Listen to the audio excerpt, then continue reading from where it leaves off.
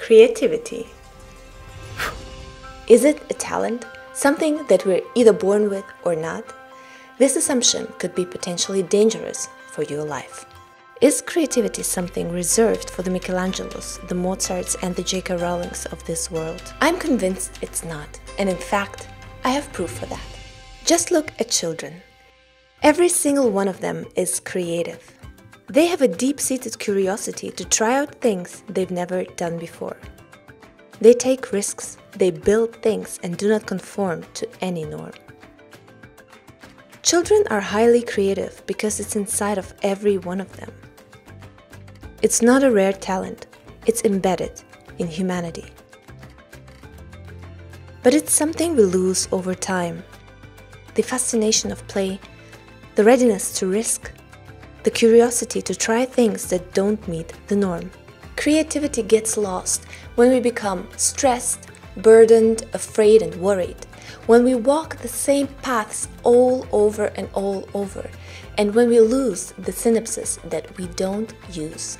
But the truth is, every time I talk to people about something that they're passionate about, but what they buried inside of them, something that they wanted to create, something that is lurking inside of them, their eyes light up with childlike excitement. It's like a shadow of something that once was, but they lost along the way.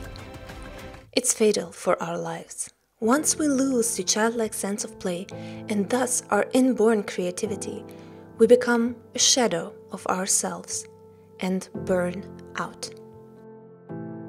45% of millennials experienced burnout one way or the other. It can lead to depression, mental collapses, apathy, isolation, anger, fatigue, loss of appetite and focus, and insomnia. Creativity is the cure. The fascination of creating something unique and wonderful that could potentially benefit others and be admired by them. The play and wonder and creation of something exciting that is yours. This is what we long for. To avoid the burnout epidemic of today's society, we have to come back to creativity and let it become the way we view life, embedded into the everyday. How? Let's look at The Artist's Way by Julia Cameron. Leap and the net will appear. It's essentially a 12-week workbook, but it contains 3 major exercises. Number 1, the morning pages. Free write each day. This isn't anything you need to share with others. It's just your writing in a stream of consciousness each day.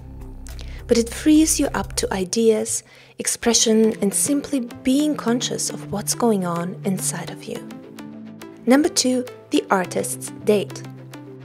Go outside of your routine, ideally once a week. For example, you can take time to cook, go for a walk, paint, or listen to music, take classes, or do something that excites you, something that allows you to experience and enjoy life and just play creatively. Number 3, find your tribe. Find people that inspire you, that you can talk with about creative endeavors and changing the world, and become friends with them.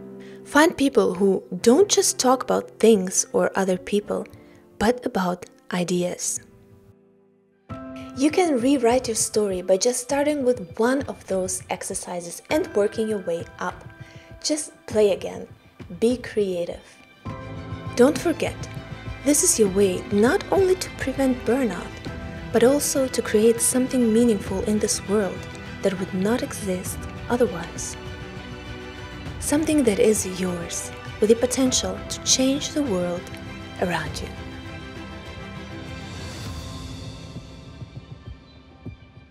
Learn more about how to become a content creator, how to live a fulfilled life, and find your tribe.